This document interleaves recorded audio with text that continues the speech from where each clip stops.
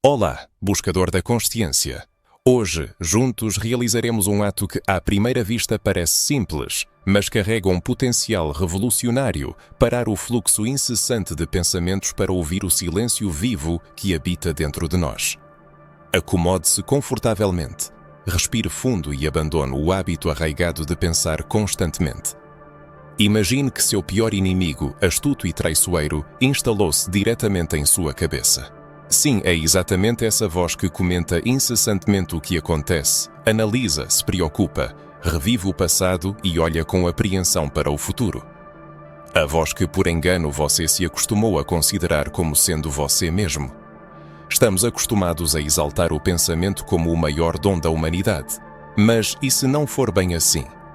E se, na esmagadora maioria dos casos, digamos em 99%, seu pensamento incontrolável não for uma bênção, mas sim um transtorno psicológico? Uma loucura que afetou praticamente todos nós. É exatamente ela a fonte de sua inquietação e de todas as suas infelicidades. Parece chocante, não é? Ótimo! Apenas a verdade mais alarmante é capaz de parar sua mente. Vou-lhe mostrar o caminho para a cura dessa enfermidade. Mas isso não é uma palestra. Você não aprenderá a parar de pensar estudando teorias. Você simplesmente fará isso aqui e agora, junto comigo. Está pronto para isso? Então, vamos começar nossa jornada. Primeiro passo: a base do silêncio. Neste caminho, esperam por você 10 lições, mas na essência, você só precisa da primeira. As demais são necessárias apenas para acalmar seu sabotador interno, que já está gritando que precisa de tempo para entender tudo isso. Esse medo-pânico é a própria doença, buscando fazer com que você desista de tudo. Portanto, antes de prosseguirmos, memorize algumas regras vitais. Regra número 1. Não tente entender, apenas ouça. O desejo de entender é o próprio pensamento, a armadilha da qual estamos tentando escapar. Apenas permita que as palavras penetrem em você, sem oferecer resistência. Regra número 2. Não tente relaxar. Pode parecer paradoxal, mas qualquer tentativa de forçar a parada do pensamento ou o relaxamento é um esforço. E qualquer esforço apenas intensificará seu pensamento. Regra número 3. Não se aprofunde em teorias. Este não é um conceito filosófico para ser discutido com uma xícara de café. É prática, pura experiência. Ou você faz ou não faz. E por fim, o mais importante, esteja preparado para o pensador dentro de você sussurrar que tudo isso é um completo absurdo. Ele vai reclamar, criticar, insistir que não consegue se lembrar de nada. Por quê? Porque não estou lhe dando nenhum alimento para o pensamento. Se eu o fizesse, você voltaria a pensar, não é mesmo? A essa crítica se juntarão todos, seus pais, amigos, parceiros, chefes, colegas e até os cientistas, psicólogos e professores mais renomados que você conhece. Todos aqueles que ainda estão aprisionados em seus próprios pensamentos e inquietações. A prática de parar de pensar não é como assistir a um filme. Aqui, toda a ação se desenrola dentro de você. Você não é mais um observador externo, é você quem está morrendo. O seu falso eu, o seu pensador eterno, está morrendo. Esta é a primeira lição. Apenas esteja aqui, ouça e não pense sobre isso. Observe agora mesmo. Enquanto você ouve atentamente minha voz, você não está pensando, certo? Agora ficarei em silêncio por alguns segundos, viu? Você continuou sem pensar. Segundo passo, a armadilha e o grande segredo. Cedo ou tarde você se pegará pensando novamente. E nesse momento provavelmente ficará com raiva de si mesmo ou frustrado. E sabe de uma coisa? Isso é bom. Não é uma derrota. Significa que você começou a despertar. No exato momento em que você percebeu, estou pensando de novo, nesse instante você estava livre do pensamento. Você criou o primeiro pequeno espaço entre você e sua mente, caso contrário não teria conseguido perceber. Às vezes, é difícil perceber como o pensamento domina nossa atenção. Essa é a sutileza da situação. Assim que uma pessoa nota pensamentos negativos, ela é imediatamente dominada por emoções, aborrecimento, raiva de si mesma, decepção. E então ela está novamente na armadilha do pensamento, perde sua liberdade e volta a cair no círculo vicioso. Mas existe uma saída, e ela consiste em perceber que as emoções negativas são apenas um truque. A irritação e a raiva de si mesmo por uma recaída são um truque astuto da doença do pensamento que habita nosso cérebro. É uma forma de o parasita mental garantir sua sobrevivência, usando nossas emoções. O pensamento sobre o fracasso provoca uma tempestade de emoções que parecem bastante naturais e não são questionadas. Mas, na realidade, não houve fracasso algum. Houve apenas um pensamento sobre ele. Até este momento, a pessoa simplesmente não tinha alternativa. Ninguém lhe havia dito a verdade. Agora, com a verdade revelada, fica claro que essas emoções negativas não são nada mais do que um sintoma da doença do pensamento. Recomenda-se sentir qualquer indício de frustração ou tensão dentro do corpo, sem se aprofundar em reflexões, apenas sentindo a pressão. E nesse momento, prestar atenção à força que o conhecimento proporciona. Sentir como uma sutil sensação de libertação surge por dentro. Apenas observar o que está acontecendo, sem se envolver no processo de pensamento. Em seguida, faça a si mesmo algumas perguntas, sem tentar encontrar as respostas na mente. As respostas ou já estão dentro de você, ou não existem. A doença do pensamento fornecerá respostas astutas e complexas, mas a verdade não reside na astúcia, e sim na sensatez. O mundo está cheio de astúcia, mas carece de sensatez. Caso contrário, não seria tão infeliz e inquieto. Apenas ouvindo, sem pensar, a pessoa se torna mais sensata. As perguntas são as seguintes: como saber se o que está sendo dito é verdade? Isso encontra confirmação em sua experiência pessoal? Se sim, como isso é possível, considerando que você passou a maior parte da vida aprisionado por pensamentos e emoções? Por que você finge não saber a verdade sobre isso, tendo uma experiência tão rica? Você entende do que estou falando? Claro que entende, mas o pensador dentro de você não. Qualquer confusão ou resistência é uma manifestação dele. Apenas sinta-o. Se uma pessoa reconhece a verdade sem pensar, significa que ela é capaz de conhecer a verdade sem a ajuda da mente. Por que então ela não vê isso agora mesmo? Porquê? É importante olhar para o porquê e não para o porquê, pois o porquê é sempre uma desculpa da mente para evitar a verdade. E mais uma pergunta: porque em um momento a verdade é clara e óbvia e no seguinte ela desaparece? O que acontece internamente? Você não está tentando reter esse momento de verdade e racionalizá-lo. Finalmente é hora de desmascarar o departamento de truques sujos do seu pensador. Ele odeia ser exposto. Imagine-se como o maior vigarista que por milhares de anos enganou a todos impunemente e de repente alguém revela seu esquema. A mesma pressão que você pode sentir em seu corpo é a manifestação dele, o velho vigarista. Atenção! Diante de nós está um velho trapaceiro, um verdadeiro mestre do engano. É bem provável que agora ele esteja escondido, quieto, como se esperasse as suspeitas diminuírem. Este é um de seus truques favoritos, ficar à espreita para, em seguida, atacar de surpresa. Mas tenha certeza, ele inevitavelmente se manifestará, tentará provocar uma tempestade de emoções em você para tomar o controle de sua mente novamente. Quais máscaras ele usa em seu arsenal? Ressentimento, medo paralisante, confusão torturante, preocupação opressiva, insegurança paralisante, culpa corrosiva, ansiedade exaustiva, depressão sufocante, tensão incapacitante, tristeza profunda, raiva avassaladora, dor insuportável. Estas são apenas algumas de suas faces. Talvez você sinta um peso no peito que o faz suspirar convulsivamente.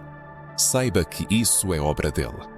Ou talvez você seja tomado pela sensação de que nunca conseguirá memorizar tudo isso e surge um desejo desesperado de desistir. Mas há uma boa notícia: você não precisa se lembrar de tudo. Você já está fazendo isso e o conhecimento adquirido com sua experiência estará sempre com você quando necessário. E aqui está uma de suas máscaras favoritas, que ele usa quando você está prestes a encurralá-lo: a falsa sensação de que você está enlouquecendo-os. Lembre-se, qualquer pensamento de que você está perdendo a sanidade com esta prática é apenas uma reação ao fato de que você parou de pensar. É o pensador entrando em pânico, sentindo que você deixou de alimentá-lo com sua atenção. O pensamento percebe o estado de não pensamento como loucura. Se você sentir isso, mantenha a calma, aceite essa sensação e você superará. Mas sob toda essa pressão, sob todas essas máscaras, sempre se esconde algo maior, algo luminoso e bom.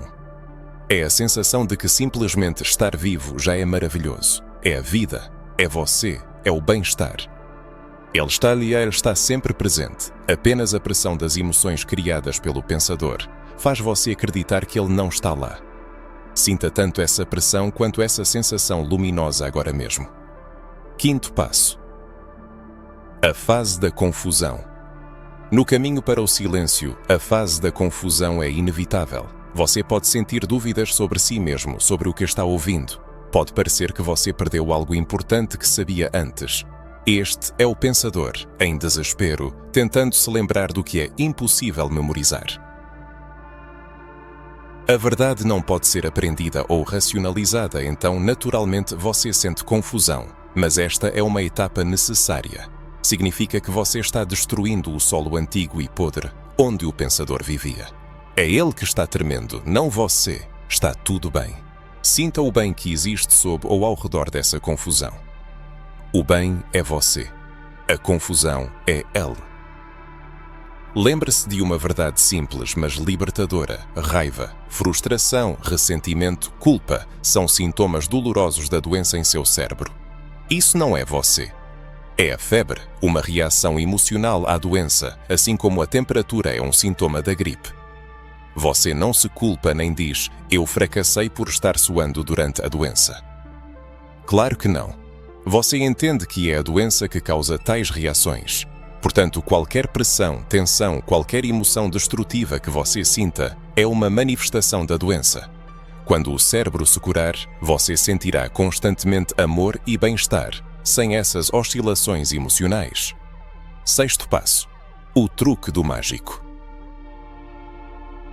Como o pensador consegue criar a ilusão de que é você quem pensa e sente? Ele age como um mágico mostrando um truque com 3 cartas. O mágico confia que sua mão é mais rápida que o seu olhar, e o pensador dentro de você confia que suas emoções surgem mais rápido que sua percepção. Sim, são as emoções dele, não as suas, assim como o pensamento dele não é o seu. Toda essa caixa de truques pertence a ele, e seu corpo e cérebro são apenas o palco onde ele apresenta seus espetáculos. Ao longo de muitos anos, esse pensador acumula discretamente emoções antigas no corpo da pessoa, camada por camada. Cada explosão emocional adiciona uma nova camada, e com o tempo, a pessoa se acostuma tanto com essa pressão interna que começa a percebê-la como parte integrante de si mesma. É importante reconhecer essa sensação agora mesmo para entender sua verdadeira natureza. Para desvendar seus truques, é necessário entender como ele armazena emoções no corpo, criando a sensação de pressão.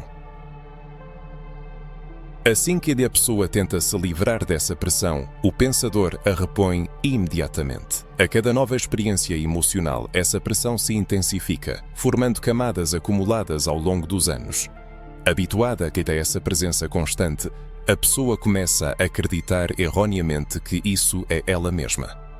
Qualquer um em seu lugar provavelmente concordaria com essa afirmação. E embora possa parecer normal, na verdade não é natural sentir uma pressão emocional ou ansiedade constante dentro de si. O estado natural do corpo é uma sensação de bem-estar e alegria de viver. Todas as outras sensações negativas, exceto a dor física, são resultado dos acúmulos do pensador. É importante notar que enquanto a pessoa está consciente dessa pressão, enquanto a sente sem mergulhar em pensamentos, a emoção não pode se mover. O pensador não consegue penetrar no cérebro enquanto essa consciência for mantida. No entanto, assim que a atenção da pessoa se distrai, a emoção começa a agir. Ela penetra instantaneamente no cérebro, usando as memórias ali armazenadas para alimentar reflexões e preocupações. Dessa forma, a pessoa é enganada, levada a acreditar que está pensando novamente, quando na verdade é apenas vítima de manipulação. Como resultado desse engano, a pessoa perde a autoconfiança, o que gera ainda mais emoções e pensamentos. Em seguida, surge o desejo de descansar desse fluxo interminável, de tudo o que ele simboliza. Este é o trabalho do pensador. A pessoa começa a pensar que esse processo a esgota, cansa e exaure. Parece-lhe que tudo o que deseja é um pouco de paz e liberdade das instruções.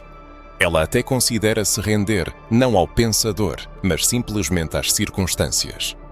É exatamente assim que esse pensador, o maior enganador de todos os tempos, manipulou as pessoas com sucesso por séculos. Mas, neste caso, a situação é diferente, pois a pessoa está ciente do que está acontecendo. É importante ver sua própria mente, entender como ela retém as emoções dentro de si. É preciso avaliar a eficácia da mente que não recorre à força. Afinal, a força é um sinal de insensatez. Qualquer esforço que a pessoa sinta por dentro é apenas a força da emoção tentando escapar. Se a sobremesa persistir, sua mente dissolverá gradualmente todas as emoções antigas armazenadas no corpo. A opressão e a ansiedade desaparecerão gradualmente e com elas todas as dúvidas, medos, culpa, tristeza e negatividade. O que restará no final? O pensador, sem dúvida, inventará uma resposta convincente para essa pergunta, mas não será a verdade. Para dar a resposta correta é preciso ouvir a si mesmo. Sinta a harmonia consigo mesmo, em momentos de paz ou união com a natureza. Preste atenção às sensações dentro do seu corpo. O que você sente é agradável. Você experimenta uma sensação de bem-estar. Em momentos de paixão, concentre-se nesse sentimento, não pensando no objeto do seu amor, mas simplesmente sentindo o próprio amor se espalhando pelo corpo. Que sensação é essa? Nos momentos em que você não está dominado por emoções, ouça seu corpo. O que você sente? Provavelmente é uma sensação agradável, porque podemos nos sentir bem, mesmo quando as circunstâncias externas não são alegres. A questão é que nosso eu interior, nosso ser corporal, sempre busca a harmonia, a sensação de bem-estar que está oculta sob a camada de emoções. Frequentemente perdemos isso de vista, absorvidos em pensamentos. Mergulhar em reflexões nos distrai dessa sensação agradável, gerando emoções e ansiedades. Mas como a busca por conforto e bem-estar é inerente à nossa natureza, essa sensação interna de harmonia está sempre conosco, basta prestarmos atenção a ela. Sinta esse bem agora. Ele está sempre por perto, talvez começando com um leve calor ou uma sensação de vida na ponta do dedo do pé. Assim que nos tornamos conscientes, percebemos que nosso corpo está cheio de calor, de vida, e estar nele pode ser agradável. Nono passo, a recusa aos pensamentos desnecessários. Pensar é como tentar adivinhar o conteúdo de uma carteira em vez de simplesmente olhar dentro dela. É vagar pelo passado ou pelo futuro quando não há intenção de agir. A ação é o que purifica a mente. No trabalho, estamos constantemente agindo, cumprindo nossas responsabilidades. Se começamos a mergulhar em reflexões, nos distraímos, começamos a sonhar acordados, o que pode levar a consequências lamentáveis. Afinal, o empregador valoriza não os pensadores, mas aqueles que agem. O empregador precisa de pessoas que observam, e observar não é pensar, é agir. Vemos as coisas como elas são, sem embelezar ou distorcer. Se não vemos a realidade, começamos a pensar, o que pode levar a erros e acidentes. O chefe quer que vejamos o problema, analisemos os recursos disponíveis para resolvê-lo e, com base em nossa própria experiência, escolhamos o caminho de ação mais eficaz. Uma vida eficaz é uma vida cheia de observação e ação, não de reflexões que levam ao desequilíbrio emocional e ao stress. 10º passo: a conquista da força. A força vem da renúncia aos pensamentos desnecessários. O não-pensamento é uma mente que se assemelha a um gato observando a toca de um rato para que nenhum pensamento escape. Mas como alcançar isso? É preciso sentir o próprio corpo, senti-lo.